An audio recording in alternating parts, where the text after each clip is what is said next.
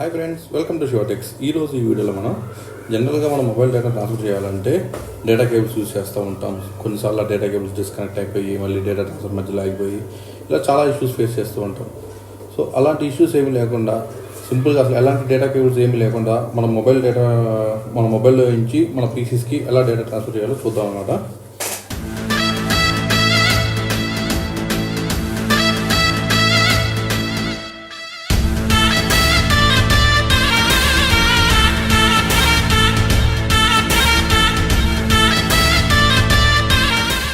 So first మనం ఏం చేయాలంటే మీరు ఏదైతే యూజ్ చేస్తున్న ఆ మొబైల్ కానీ ఆ పీసీ ఏదైనా సరే రెండు సేమ్ నెట్వర్క్స్లో ఉండాలన్నమాట. సో ఇక్కడ మీరు చూసినట్లయితే ఇక్కడ నాది బోత్ ఆర్ సేమ్ నెట్వర్క్స్లో ఉందన్నమాట.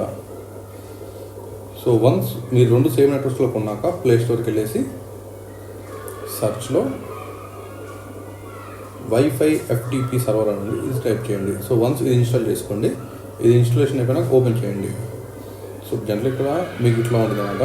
సో వన్ స్టార్ట్ క్లిక్ చేయగానే పర్మిషన్స్ మీరు ఏం లేదు. ఇక్కడ సర్వర్ యూఆర్ఎల్ అని చూసారు కదా. సో సర్వర్ యూఆర్ఎల్లో ఇప్పుడు మన పీసీలోకి వచ్చేసరికి సర్వర్ యూఆర్ఎల్లో FTP://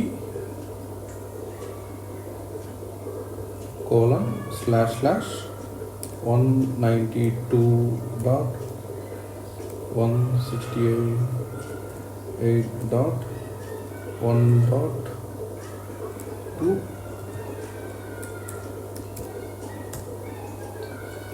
చూసారు కదా. మనకి ఎలాంటి డేటా కనెక్షన్ కేబుల్స్ ఏమి లేకుండా మన మొబైల్లో ఉన్న మెమరీ మొత్తం ఇక్కడ స్టోరేజ్ మొత్తం ఇక్కడ మనకు చూపిస్తుంది. సో ఇక్కడ చూసారు కదా, డౌన్లోడ్స్లోకి వెళ్తే మన డౌన్లోడ్స్ అన్నీ ఎవ్రీథింగ్ అన్ని మొబైల్స్లో అన్నీ చూపిస్తుంది, పిక్చర్స్లో అయితే ఇచ్చేసి.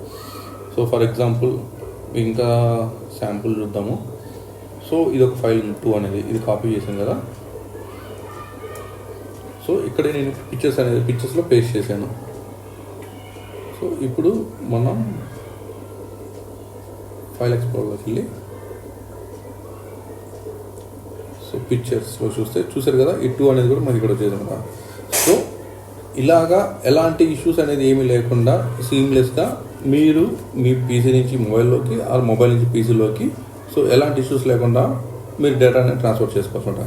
సో ఇక్కడ మెయిన్ పాయింట్ మీరు గుర్తుంచుకోవాల్సింది బోత్ ఆర్ సేమ్ నెట్వర్క్లో ఉండాలి. సో రెండు ఒకే నెట్వర్క్లో ఉండాలి. అప్పుడే ఇది మీకు కరెక్ట్గా ప్రాసెస్ అనేది వర్కౌట్ అవుతుంది అనమాట.